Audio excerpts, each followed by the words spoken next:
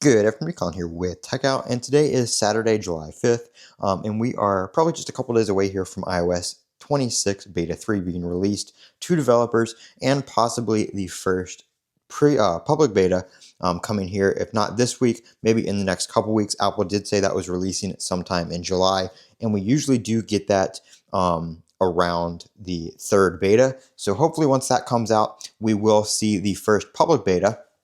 And I will say that this here is a pretty good build. There is some stuff that I'm looking forward to being fixed here in beta 3 and upcoming betas, such as further improvements to battery life.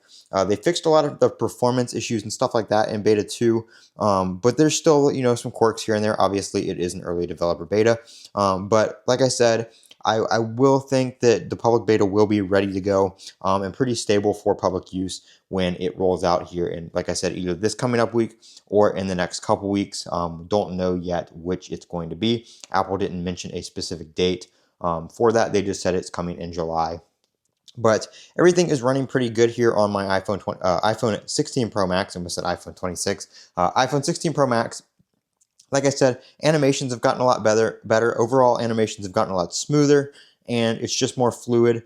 We got the control center fixes and stuff like that. You can see all that kind of stuff in my video that I did after I installed iOS 26 Beta 2 when I did my live stream a couple weeks ago. But other than that, we should be getting Beta 3 this coming up week with a possibility of getting the first public beta here coming out. So we do look forward to that. It's been a pretty good experience. I actually really like using my iPhone 16 Pro Max with iOS 26, and I'm enjoying the new CarPlay features as well. I need to get out and make a video on that for you guys, but it has been super, super hot, and I really don't want to sit in my car when it's 100 degrees outside because I just have to blast the AC, and then it just makes the video sound like crap, so it's kind of hard to do right now.